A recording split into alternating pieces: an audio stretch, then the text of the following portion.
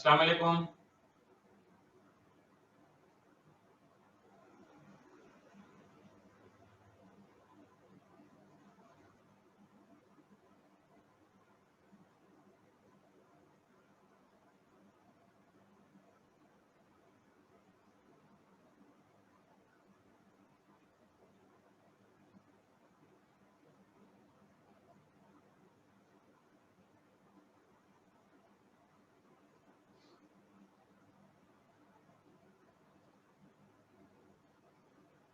जी जनाब, तो हमने कल की क्लास में torque on a current carrying coil placed in a uniform magnetic field की डेरिवेशन का सेकंड पार्ट समझा और इक्वेशन हासिल की। Torque is equal to BINA cos alpha, where B is the strength of magnetic field, I is the current, n is the number of turns of the coil, A is the area of the coil, and alpha is the angle between plane of the coil and magnetic field. Plane of the coil कितना angle बना रहा है magnetic field से, ये भी important है कि उस पर कितना टॉर्क लग रहा है। और क्योंकि यहाँ कॉस अल्फा की वैल्यूज इंपॉर्टेंट हैं, तो आपको याद दिलाने के लिए मैंने ये वैल्यूज भी लिख दी हैं। तो cos 0 degree is equal to 1।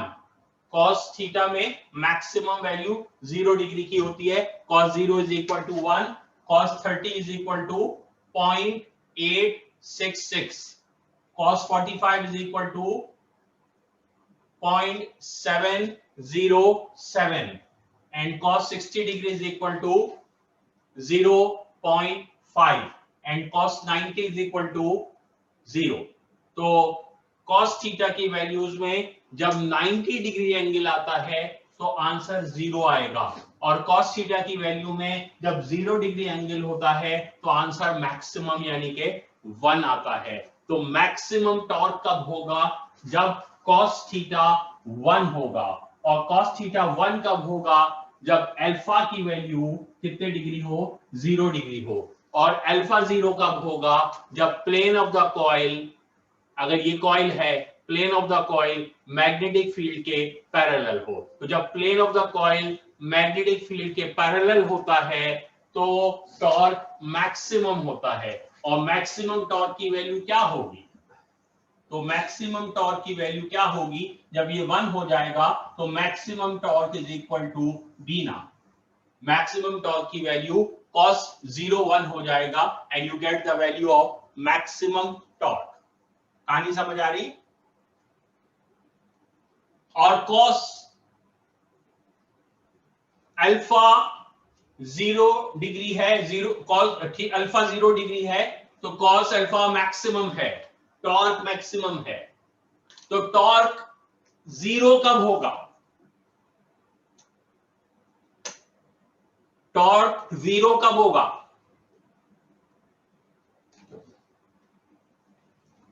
DINA 0 नहीं है। टॉर्क 0 कब होगा? जब अल्फा कितना होगा?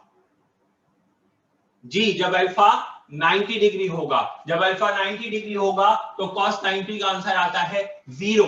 तो टॉर्क 0 कब होगा? जब अल्फा 90 डिग्री होगा। तो if plane of the coil is perpendicular to the field, if plane of the coil is perpendicular to the field, so alpha हो जाएगा 90 and torque will be equal to 0. Why? Because cos 90 is equal to 0. So that's your next line.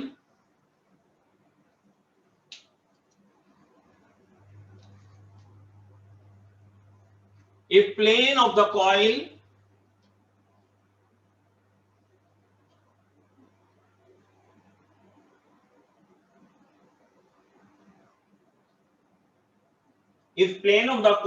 becomes perpendicular to the field, if plane of the coil becomes perpendicular to the field,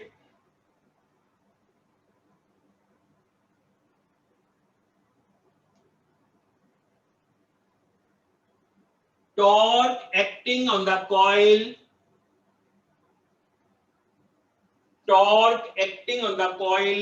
will become 0.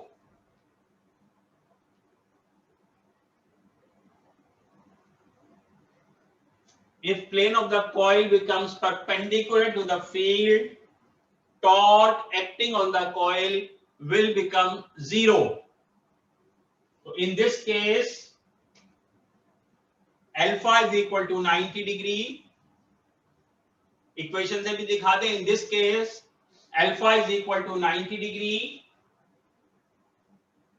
Torque is equal to beta cos 90 and hence torque is equal to 0.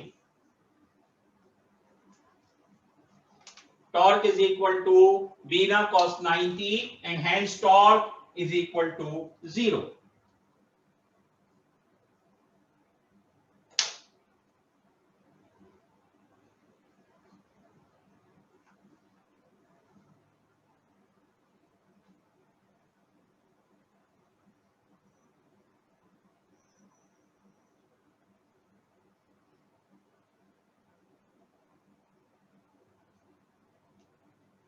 ठीक है. तो अब थोड़ा सा गौर कीजिए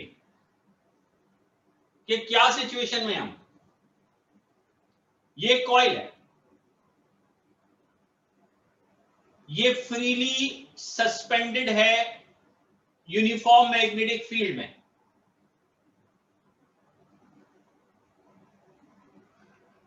ये coil एक magnetic field में फ्रीली सस्पेंडेड है, फ्री टू रोटेट है. अगर इसे रोटेट किया जाए, इस पे टॉर्क लगेगा तो ये रोटेट करेगा. Free to rotate. कहां रखा हुआ है? मैग्नेटिक फील्ड में. क्या होगा?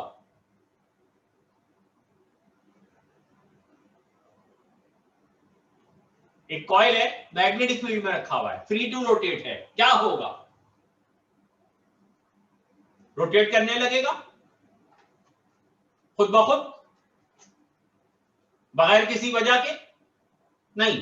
अगर ऐसा होने लगे तो आप भाग जाइएगा वहां से. इसका मतलब असरात हैं. तो अगर एक कॉइल मैग्नेटिक फील्ड में रखा हुआ है, फ्री टू रोटेट है, तो क्या होगा? कुछ नहीं होगा.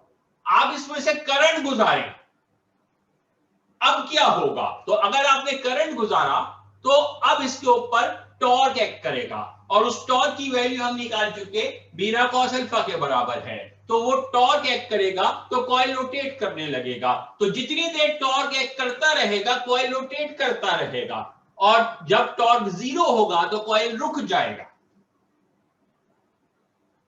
जितनी देर टॉर्क एक्ट करेगा, कॉइल रोटेट करेगा, क्योंकि टॉर्क का मतलब rotating the coil, the turning effect of force. So torque means it will rotate. So the coil has to rotate. और जब टॉर्क जीरो होगा, the coil has to stop. Agreed? तो अब ये सोचिए कि जब plane of the coil parallel है, करंट अब आप गुजार रहे हैं, आपने करंट ऑन कर दिया है, करंट ऑन कर दिया है. अब आप तमाशा देखें, करंट ऑन करके आप साइड पे बैठ गए, कॉइल रखा है मैग्नेटिक फील्ड में, फ्री टू रोटेट है, अभी plane of the coil parallel है. तो क्या इस पर टॉर्क एक्ट करेगा? यस और नो? यस, टॉर्क एक्ट करेगा. सूफिया कहेगी नहीं करेगा.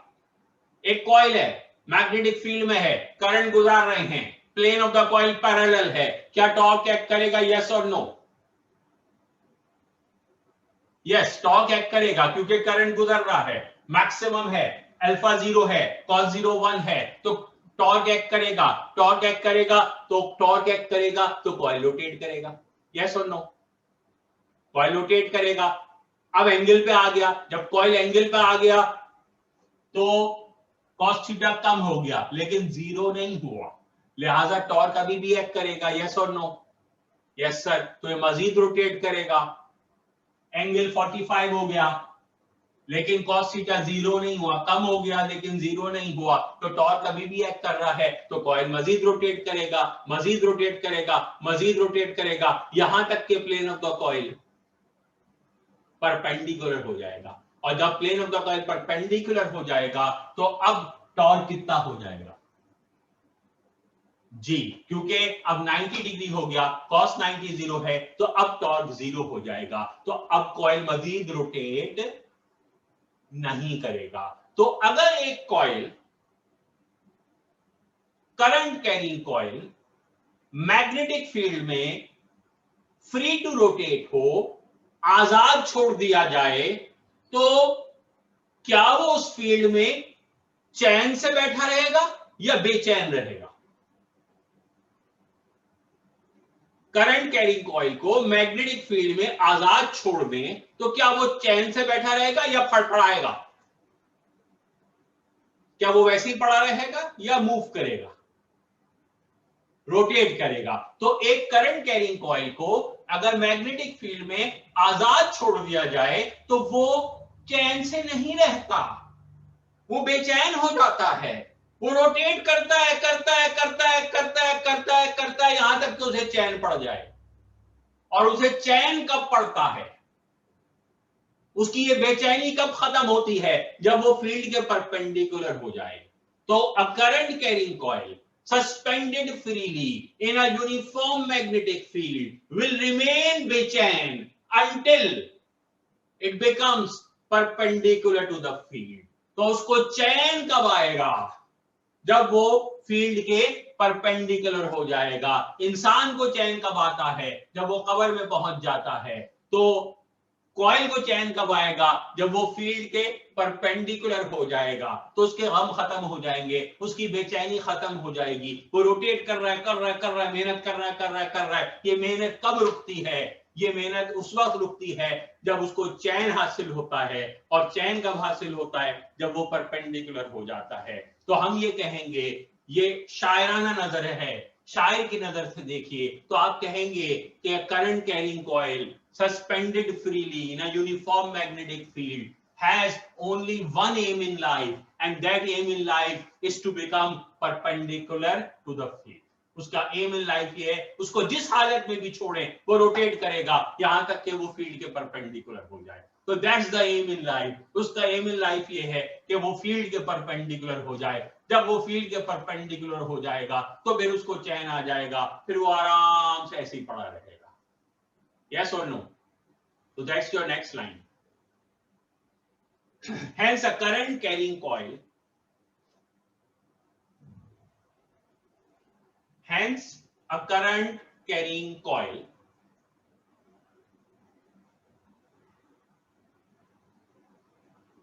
suspended freely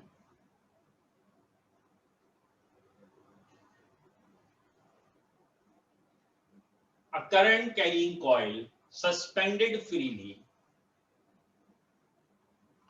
in a uniform magnetic field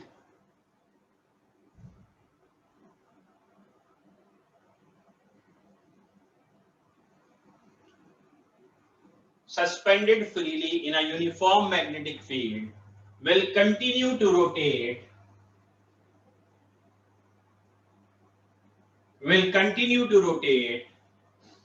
until it becomes perpendicular to the field। Will continue to rotate until it becomes perpendicular to the field।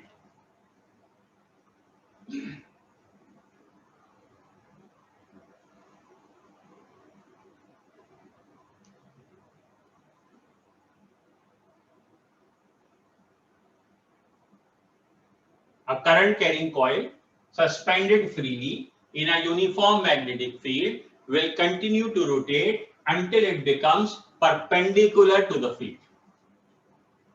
सही। तो अब आपको यह समझ आ गया कि एक coil, current carrying coil magnetic field में छोड़ दें तो वो आराम से नहीं बैठेगा, वो रोटेट करेगा यहां तक कि उसका सरफेस फील्ड के परपेंडिकुलर ना हो जाए। ठीक है। आपने शादी में कभी गए, शादी की तकरीबात में, तो वहां छोटे बच्चों को देखा करें तो वो भागते रहते जब तक कि खाना या आइसक्रीम ना खुल जाए, फिर उनको चैन आ जाता है। तो ये कॉइल जो है उस बच्चे की तरह है जो भागता रहेगा जब तक कि इसका सरफेस मैग्नेटिक फील्ड के परपेंडिकुलर ना हो जाए। ठीक है। अब गौर कीजिए कि जब इसका सरफेस मैग्नेटिक फील्ड के परपेंडिकुलर हो रहा है तो आपने कहा ये रुक जाएगा। और ये क्यों रुकेगा? क्योंकि टॉर्क जीरो हो जाएगा। एक बात याद दिलानी आपको, जब इसका सरफेस मैग्नेटिक फील्ड के परपेंडिकुलर हो जाता है तो टॉर्क 0 हो जाता है, कुछ मैक्सिमम भी होता है उस वक्त। When the surface becomes perpendicular to magnetic lines of force, when the surface becomes perpendicular to magnetic field, तो कोई चीज मैक्सिमम होती है, कुछ याद है आपको, पढ़ाया था आपको कि वो मैक्सिमम हो जाता है। when the surface, when the plane becomes perpendicular to magnetic field, तो dash becomes maximum। कौन बताएगा, कौन बताएगा, raise your hand। dash becomes maximum when the surface becomes perpendicular to magnetic field, dash becomes maximum। क्या maximum हो जाता है?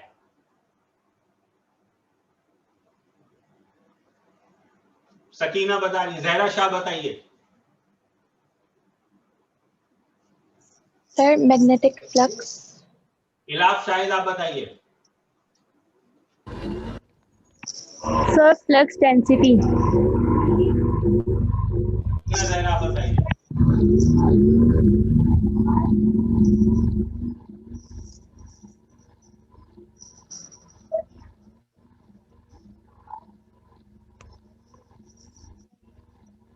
Sir magnetic flux density. No, Zahra का जवाब सही था। मैग्नेटिक फ्लक्स डेंसिटी तो फिक्स है ना, वो तो सरफेस के एंगल को चेंज होने से फर्क नहीं पड़ेगा। मैग्नेटिक फ्लक्स कब मैक्सिमम होता है, जब सरफेस परपेंडिकुलर होता है, और कब मिनिमम होता है, जब सरफेस पैरेलल होता है। तो गौर कीजिए, अब जरा उसी शायर के दिमाग से सोचिए, जो जिस शायर ने थोड़ी देर पहले बताया था कि coil, current carrying coil magnetic field में सस्पेंडेड फ्रीली है, तो बेचैन रहेगा, बेचैन रहेगा, और उसका बेचैनी कब खत्म होगी, जब उसका सरफेस परपेंडिकुलर हो जाएगा, जब उसकी जिंदगी का मकसद हासिल हो जाएगा। तो अब उस शायर को पता लगा कि जब वो परपेंडिकुलर होता है तो फ्लक्स मैक्सिमम हो जाता है। तो कहता है अच्छा बच्चों, ये चक्कर था, ये चक्कर था, इसलिए बेचैन था ये इसलिए बेचैन था। इसको क्या हासिल करना था, इसकी जिंदगी का मकसद, इसकी जिंदगी का मकसद था to get the maximum flux, उसे मैक्सिमम फ्लक्स हासिल करना है। तो एक current carrying coil magnetic field में रोटेट करता रहेगा, करता रहेगा, करता रहेगा, करता रहेगा, यहां तक के उसका फ्लक्स मैक्सिमम ना हो जाए। क्योंकि जब उसका फ्लक्स मैक्सिमम होगा तो ये वो हालत होगी जब वो परपेंडिकुलर होगा फील्ड के, और ये वो हालत होगी जिसमें अल्फा 90 होगा और टॉर्क 0 हो जाएगा। तो इसको घुमाकर शायराना अंदाज में समझे तो आप कहेंगे कि एक करंट कैरिंग कॉइल की जिंदगी का मकसद क्या है in a magnetic field, to get the maximum flux. So that's your last line. A current carrying coil suspended freely, a current carrying coil suspended freely in a uniform magnetic field, a current carrying coil suspended freely in a uniform magnetic field will continue to rotate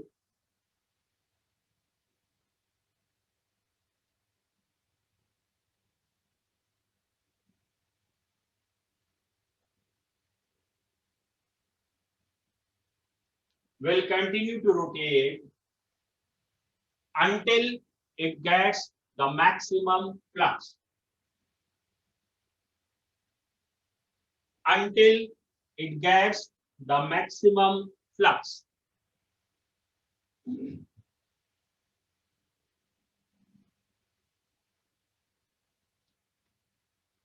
Until it gets the maximum flux.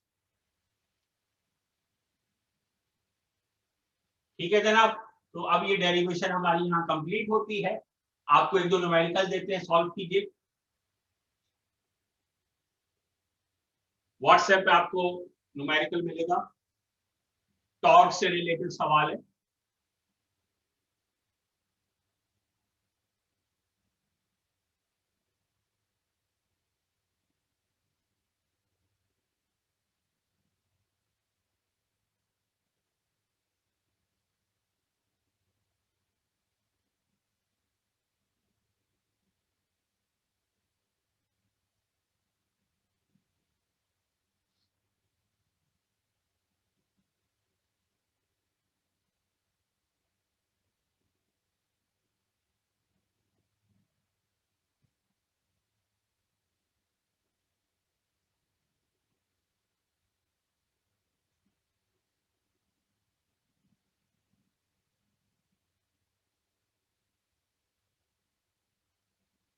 a single turn rectangular coil of area 60 cm square, 60 square centimeter, is placed in a uniform magnetic field of 0.9 Tesla parallel to the field and experiences a torque of 0.004 Newton meter. Find the current passing through the coil.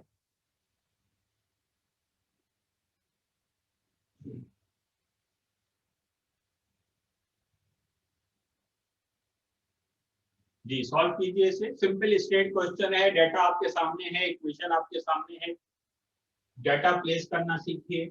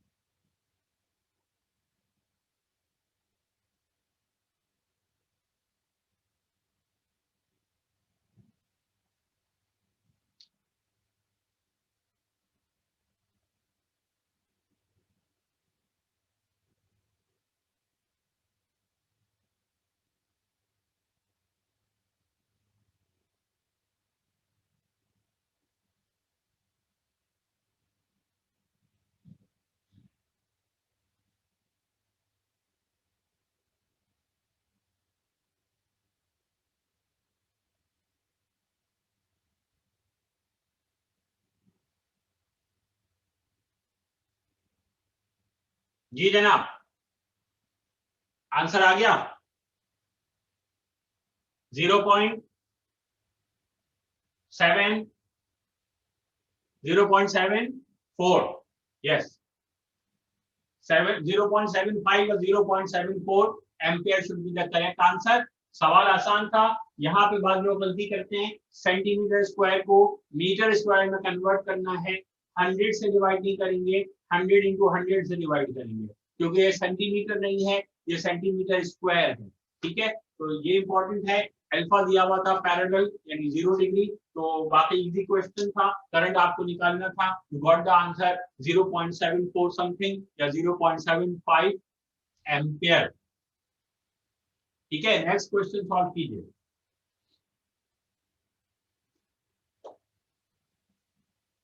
ये आपकी किताब का सवाल है, question number 8।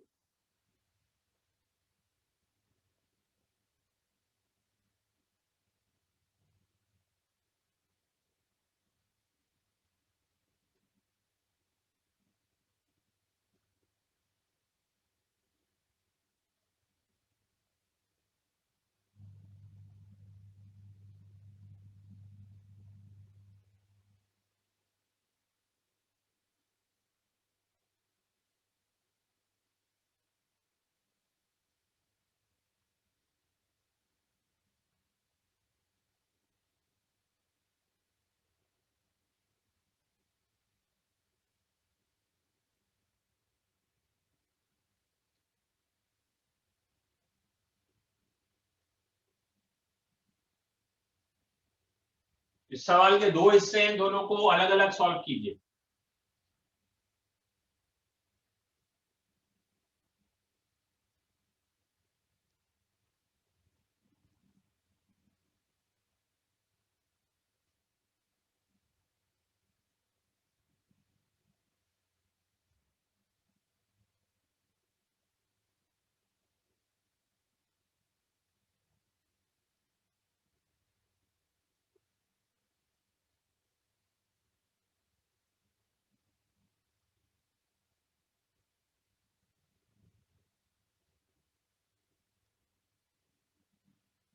नीचे लिखा हुआ answer नहीं देखना है, किताब का आंसर गलत भी हो सकता है।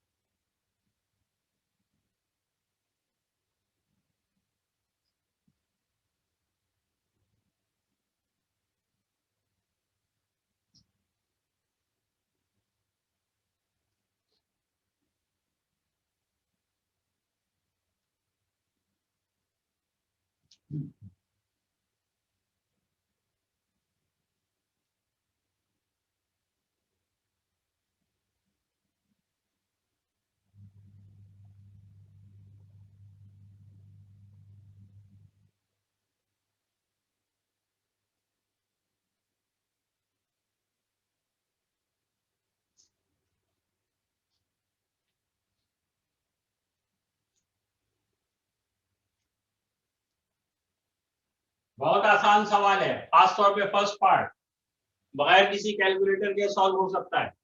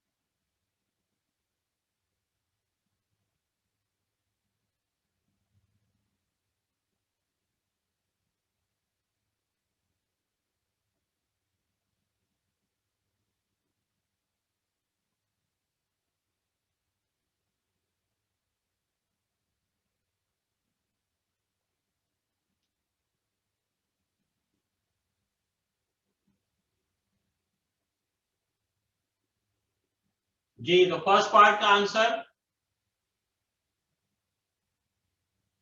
वैल्यूज प्लेस कीजिए, सेंटीमीटर स्क्वायर को मीटर स्क्वायर में कन्वर्ट कीजिए and you get the answer. Simple calculations भी कर सकते हैं, तो you get the answer 40 into 10 power -4 newton metre. अब इसका सेकंड पार्ट कर लीजिए।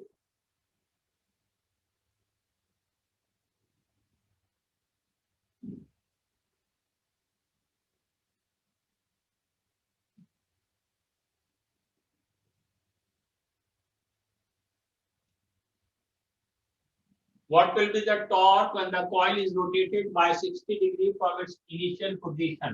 तो पहले वो फील्ड के पैरेलल था, अब वो फील्ड के साथ 60 डिग्री के एंगल पर आ गया है, तो उसका टॉर्क कितना होगा?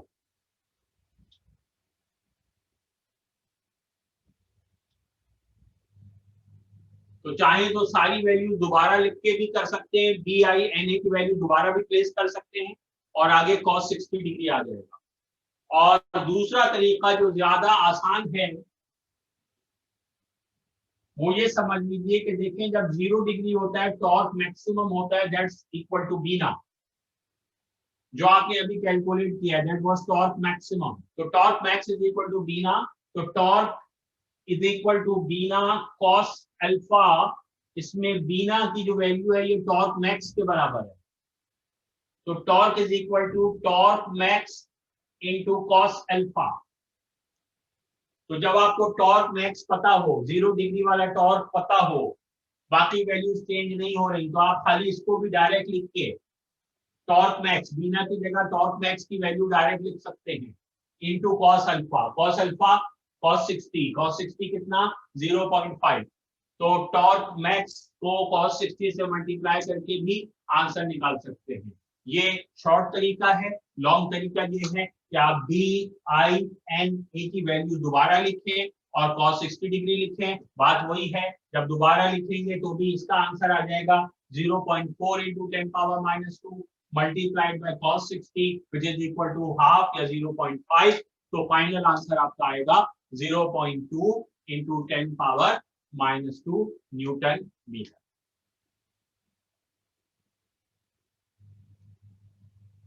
ठीक है,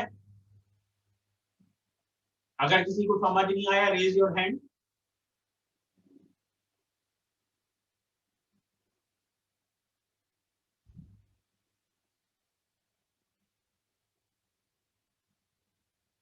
दोनों न्यूमेरिकल समझ आ गए सबको? चलिए गुड। तो इंशाल्लाह नेक्स्ट क्लास से हम स्टार्ट करेंगे गैल्वानोमीटर का topic, which is like an application of torque on a current carrying coil. ठीक है, तो इंशाल्लाह नेक्स्ट क्लास में we start the topic of galvanometer. Allah.